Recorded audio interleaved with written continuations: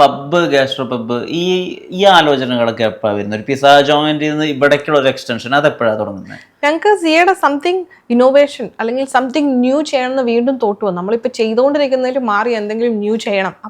I don't do the Italian gastro pub.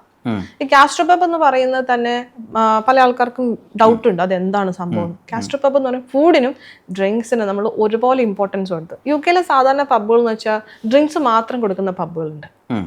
അപ്പം അതിൽ നിന്ന് മാറ്റി ചിന്തിച്ച് നല്ല ഇന്നോവേറ്റീവ് ആയിട്ടുള്ള നല്ല രീതിയിലുള്ള ഫുഡ് പ്രസൻറ്റേഷനും നല്ല കോസ്റ്റ്ലി ഡൈനിങ് എക്സ്പീരിയൻസും അതുപോലെ തന്നെ നല്ല രീതിയിൽ ഡ്രിങ്ക്സും കൊടുക്കുന്ന ഒരു സ്ഥലം, അതാണ് ഗാസ്ട്രോ പബ് എന്നുള്ളൊരു കോൺസെപ്റ്റ്. അപ്പം അവിടെയാണ് ഞങ്ങൾ സിയയ്ക്ക് വേറൊരു ഇന്നോവേഷൻ കൊടുത്തത്. അപ്പം അങ്ങനെയാണ് ഗാസ്ട്രോ പബ് എന്നൊരു കോൺസെപ്റ്റ് ഞങ്ങൾ ചെയ്തത്. ഈ 3 ഔട്ട്ലെറ്റ്സ് തുടങ്ങുക. അപ്പോൾ ഒരു ഔട്ട്ലെറ്റിനെ തുടങ്ങി നമ്മളൊരു പ്രോഫിറ്റായിട്ട് എത്തുന്ന സമയത്ത് സാധാരണ ആളുകൾ ചിലപ്പോൾ അതിനെ കുറച്ചുകൂടെ ഒന്ന് പരിപോഷിപ്പിക്കാൻ, അതിനെ വലുതാക്കാനോ നോക്കുകയാണ് ചെയ്യുന്നത്. അത് ചിലപ്പോൾ അതിന് വർഷങ്ങളുടെ സമയം എടുക്കുകയും ചെയ്യും. പക്ഷെ ഇവിടെ ഒരു വർഷത്തിൽ തന്നെ, ചിലപ്പോൾ ഒരു വർഷത്തിൽ താഴെ തന്നെ 3 ഔട്ട്ലെറ്റ്സ് ഒക്കെ തുടങ്ങിയെന്നാണ് നമ്മൾ മനസ്സിലാക്കുന്നത്. ഇപ്പൊ ആളുകൾ അങ്ങനെ ഉപദേശിക്കല്ലോ, ഇരുന്നിട്ട് വേണം കാല് നീട്ടാൻ എന്നൊക്കെ പറയുന്നത്. ഇതെന്റെ മമ്മി പറയുന്നത്. എന്റെ മമ്മിയാണ് ആദ്യം ഇരുന്നിട്ട് നീ കാല് നീട്ട്, നീ എങ്ങോട്ടായി ഉടനെ എന്റെ മമ്മി ആദ്യം ചോദിക്കുന്നത്. എന്തായിരുന്നു ആ 3 ഔട്ട്ലെറ്റ്സും തുടങ്ങാനുള്ള വിഷൻ? ഞങ്ങൾക്കിപ്പം ഫാസ്റ്റ് ഗ്രോയിങ്, ഞങ്ങൾക്കിപ്പം ചെയ്തുകൊണ്ടിരിക്കുന്നതിൽ നമുക്കൊരു ടൈം പീരീഡ് ഉണ്ട്. ഇപ്പം ഞങ്ങൾ ഒരു ഏറ്റവും കൂടുതൽ സ്ട്രെസ് അനുഭവിച്ചിരിക്കുന്ന സമയമാണ് ഞങ്ങളിപ്പം. ഒരു പ്രോപ്പർ ഫാമിലി ടൈം അതൊന്നും ഇല്ലാണ്ട് ബിസിനസ്സിന് പുറകെ മാത്രം ഞങ്ങൾ രണ്ടുപേരും ഓടിക്കൊണ്ടിരിക്കുക. ഞങ്ങളുടെ ഹെൽത്ത് പോലും പ്രോപ്പറായി നോക്കാണ്ട്. അപ്പം ഞാൻ എൻ്റെ ഫ്രണ്ട്സൊക്കെ ചോദിക്കും, പ്രഗ്നൻസി കഴിഞ്ഞിട്ട് ഒരു ട്രാൻസിഷൻ ഇല്ലേന്ന് ചോദിക്കും. I don't have time. ഇപ്പം ഞങ്ങളുടെ ഒരു മിഷൻ എന്ന് പറയുന്നത് ബിസിനസ്സിനെ ബിൽഡ് ചെയ്യാം. അപ്പോൾ ആ ഒരു അത്രയും ഞങ്ങൾ ഫാസ്റ്റായിട്ട് കാര്യങ്ങൾ മൂവ് ചെയ്തതുകൊണ്ടാണ് ഒന്നിൽ നിന്ന് ഈ ടൈം പീരീഡ് കൊണ്ട് ഞങ്ങൾക്ക് 3ലേക്ക് എത്താൻ പറ്റും. ഈ 1 കഴിഞ്ഞപ്പോൾ തന്നെ we have build our team. Kitchen സൈഡിലും ഫ്രണ്ട് ഹൗസ് സൈഡിലും മാർക്കറ്റിംഗ് സൈഡിലും ഒക്കെ ടീമിനെ ബിൽഡ് ചെയ്തത് കൊണ്ട് ഞങ്ങൾക്ക് ഫാസ്റ്റായിട്ട് 3ാമത്തേലേക്ക് ജമ്പ് ചെയ്യാൻ പറ്റി. പലപ്പോഴും ഈ ഓണ്ടർപ്രണേഴ്സിൻ്റെ ഒക്കെ പോഡ്കാസ്റ്റും അവരുടെ അഭിമുഖങ്ങളൊക്കെ വായിക്കുകയും കാണുകയൊക്കെ ചെയ്യുമ്പോൾ നമ്മൾ ശ്രദ്ധിക്കുന്ന ഒരു കാര്യം, ഒരു മിഷനിലേക്ക് ഇറങ്ങി അല്ലെങ്കിൽ ഒരു ഓണ്ടർപ്രണർഷിപ്പ് സെറ്റ് ചെയ്യാൻ വേണ്ടിയിട്ട് അവർ കുറേ സാക്രിഫൈസ് ചെയ്യുന്നുണ്ട് എന്നുള്ളതാണ്. അതിൻ്റെ അപ്പുറത്തെ സൈഡിൽ ഇപ്പോൾ ഇൻസ്റ്റാഗ്രാമൊക്കെ നമ്മൾ എടുത്ത് നോക്കുകയാണെങ്കിൽ നിങ്ങൾക്ക് വേണ്ടി സമയം ചെലവഴിക്കൂ, നിങ്ങൾ ഹോളിഡേയിലേക്ക് പോകൂ, നിങ്ങൾ കുറേ കൂടിയൊക്കെ ലൈഫിലെ ചെറിയ മൊമെൻറ്റ്സിനെടുത്ത് ആഘോഷമാക്കും എന്നൊക്കെ പറഞ്ഞിട്ടുള്ള വീഡിയോസ് നമ്മൾ കാണുന്നുണ്ട്.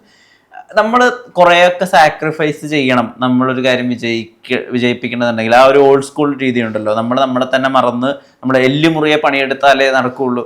ആ ഒരു തിയറിൽ തന്നെയാണോ അലീന വിശ്വസിക്കുന്നത്? അത് ആ ഒരു തിയറിയിൽ തന്നെയാണ്. അങ്ങനെ അത്രയും ഞങ്ങൾ വർക്ക് ചെയ്യുന്നതുകൊണ്ട് എനിക്കൊരു മൊമെന്റ് ഉണ്ടായിരുന്നു. ഈ ബിസിനസ് തുടങ്ങി ഒരു മൊമെന്റ് ഉണ്ടായിരുന്നു. ഞാനൊരു ഡിപ്രഷനിലേക്ക് പോയൊരു മൊമെന്റ് ഉണ്ടായിരുന്നു.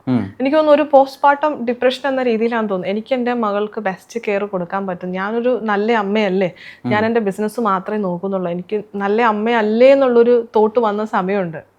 ഓൾ നൈറ്റ് ഞാൻ കരഞ്ഞുകൊണ്ടിരുന്ന സമയമുണ്ട്. I don't know, nobody else know. ഞാൻ ഫാമിലി പറഞ്ഞ അവരെ ടെൻഷൻ ആക്കിയിട്ട് കാര്യമില്ല. Me and Nithin only knows that pain. പല ടൈം എനിക്കൊരു നല്ല കെയർ മകൾക്ക് കൊടുക്കാൻ പറ്റുന്നില്ല എന്ന് വിചാരിച്ച് ഞാൻ ടെൻഷൻ അടിച്ച പല സമയങ്ങളും ഉണ്ട്. അപ്പം എനിക്കെൻ്റെ മകൾക്കൊരു ബെസ്റ്റ് അമ്മയാകാനും പറ്റുന്നില്ല, എനിക്കൊരു ബെസ്റ്റ് ഓൺടർപ്രണറും ആകാൻ പറ്റാത്തൊരു സ്റ്റേജ് ഉണ്ട്. I think every womens are go throughing this. Because ഈ ഒരു സ്റ്റേജ് എന്ന് പറഞ്ഞാൽ അത് ആർക്കും അത് ഗോ ത്രൂ ചെയ്തവർക്ക് മാത്രം മനസ്സിലാവുന്ന ഒരു സ്റ്റേജാണ്. അപ്പോൾ ആ ഒരു സ്റ്റേജിൽ കൂടി കടന്നു പോയിട്ടുണ്ട് ഞങ്ങൾ ഈ ബിസിനസ്സിനെ. ഞാനൊരു ഫുൾ ടൈം വർക്കിങ്ങുമാണ്, ഒരു ഫുൾ ടൈം മദറും കൂടിയാണ്. ഈ രണ്ടും ബാലൻസ് ചെയ്ത് ലൈഫ് മുന്നോട്ട് പോകും. എൻ്റെ ബിസിനസ്സിനെ ഒരു നല്ല രീതിയിൽ എത്തിക്കുന്നതിലും ഒരുപാട് ഗോ ത്രൂ ചെയ്തിട്ടുണ്ട്. I don't know how that will be relate with other things. എനിക്കത് ഒരിക്കലും മറ്റൊന്നുമായിട്ടും കണക്ട് ചെയ്ത് പറയാനും പറ്റത്തില്ല.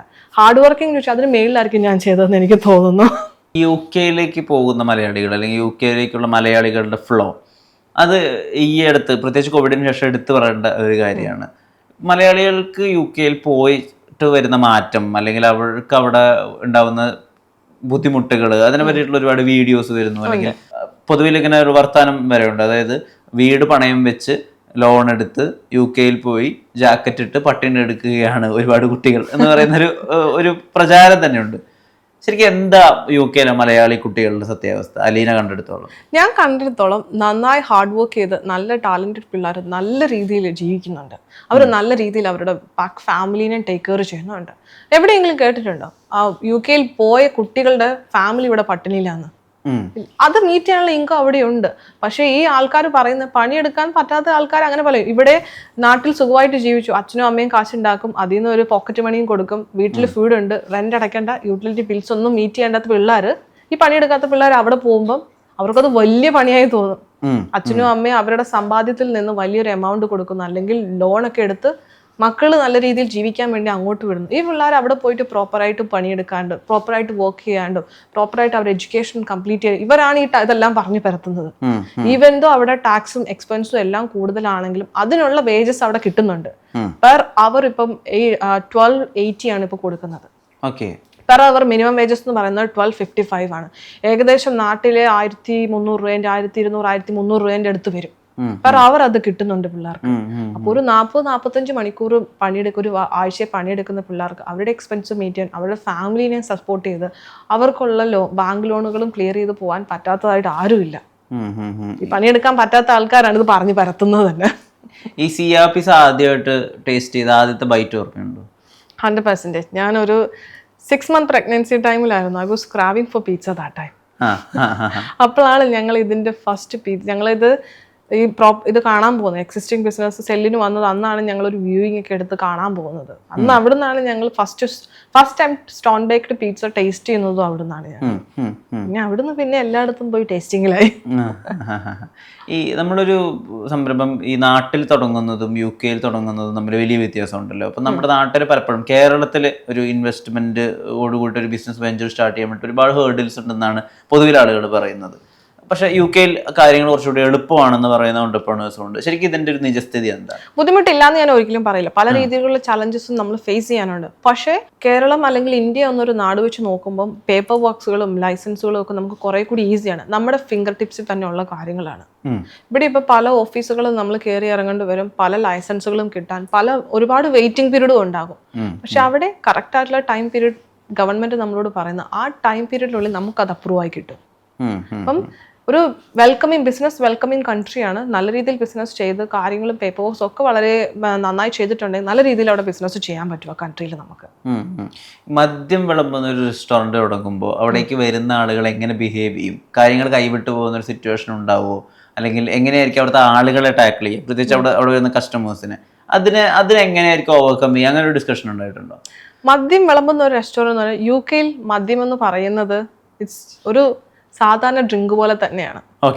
അതിനിപ്പം ഇന്ത്യയിൽ ഒരു ബാർ എന്ന് വെച്ചാൽ വി കൻ ഇമാജിൻ ഫുൾ അലമ്പായിരിക്കും അവിടെ.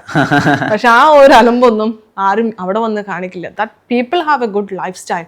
അവരൊരു 9 to 5 ജോബ് കഴിഞ്ഞ് അവരുടെ ആ സ്ട്രെസ്സൊക്കെ ഒരു സ്ട്രെസ് ഔട്ട് ചെയ്യാൻ വരുന്ന സ്ഥലമാണ് ഈ ബാർ ആൻഡ് റെസ്റ്റോറൻറ്റ്സ്, പബ് എന്നൊക്കെ പറയുന്നത്. So they behave very well. അപ്പം നല്ല രീതിയിൽ ആൾക്കാർ, ഞങ്ങൾക്ക് ഇതുവരെ അങ്ങനെ ഒരു ഇഷ്യൂസ് ഫേസ് ചെയ്യേണ്ട വന്നിട്ടില്ല, ടു ബി വെരി ഹോണസ്റ്റ്. അപ്പം നല്ല ആൾക്കാർ മദ്യം വിളമ്പുന്ന സ്ഥലമാണെങ്കിലും അവർ വളരെ നല്ല രീതിയിൽ വന്ന് ബിഹേവ് ചെയ്ത് അവരുടെ ഹാപ്പി ടൈം സ്പെൻഡ് ചെയ്ത് അവർ പോകുന്നു. അല്ലാണ്ട് നാട്ടിൽ പോലെ കുടിക്കാൻ മാത്രം വരുന്നു, കുടിച്ച് അതൊരു ഫാമിലിക്ക് ബേർഡൻ ആവുന്നു, ചുറ്റുമുള്ളവർക്ക് പ്രശ്നമാവുന്നു, അങ്ങനെ ഒരു കോൺസെപ്റ്റ് അവിടെ ഇല്ല.